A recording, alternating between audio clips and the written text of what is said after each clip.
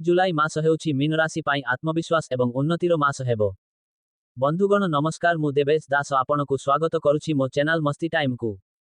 आसंतु आमे आजि जानिबा मीन राशिर लोकंक पाई 2025 जुलाई मासटी किपरि रहिबो। एहा कहिबा पूर्वरु मोर अनुरोध कि टिके मो वीडियो को लाइक और चैनल को सब्सक्राइब कर दियंतु प्लीज।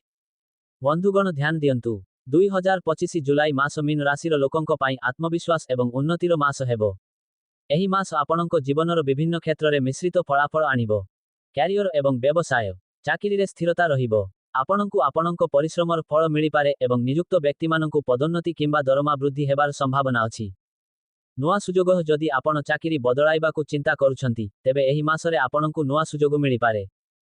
व्यवसायी को लाभ पाई भल सुजोग मिलिबो। पुरुना अटकी रहिथिबा कार्य संपूर्ण हेबो एवं सरकारी कार्य मध्य संपूर्ण होई पारिबो। आत्मविश्वास आपणकर आत्मविश्वास वृद्धि पाइबो एवं आपण निज लक्ष्य हासिल करिबारे सफल हेबे। आर्थिक स्थिति उपकारिता आर्थिक मामलारे आपणकु लाभ मिलिबो। अटकी रहिथिबा अर्थ फेरस्त मिली पारे। तथापि आपणकर खर्च मध्य वृद्धि पाई पारे। तेणु चिंताशील भावरे आर्थिक निष्पत्ति नियंतु एवं अर्थहीन कार्यरे टंका खर्चरु दूरेई रुहंतु। निवेश कौनसी नुआ निवेश करिबा पूर्वरु निजर आर्थिक स्थिति उपरे विचार करंतु। प्रेम एवं संपर्क एक दृढ़ संपर्क रखिबा जेउमाने दीर्घ समय धरी संपर्करे अछंती सेमानंको पाई गभीर बुझामणा एवं विश्वास सहित सेमानंकर बंधनकु मजबूत करिबा पाई एही मास एक भल समय। नुआ संपर्क जदि आपण अविवाहित अछंती तेबे आपणंको जीवन रे जणे आकर्षणीय व्यक्ति आसी पारंती, किंतु संपर्ककु धीरे धीरे आगकु नेबा भल हेबो। पारिवारिक जीवन स्वाभाविक रहिबो। वैवाहिक जीवन सुखमय रहिबो एवं परिवार सदस्यंको सहित संपर्क भल रहिबो। भूल बुझामणा दूर हेबो। स्वास्थ्य सावधान रुहंतु। आपणंकु स्वास्थ्य प्रति सतर्क रहिबाकु पड़िबो। विशेष करी त्वचा एवं पेट संबंधी समस्यारु दूरेई रहिबाकु पड़िबो।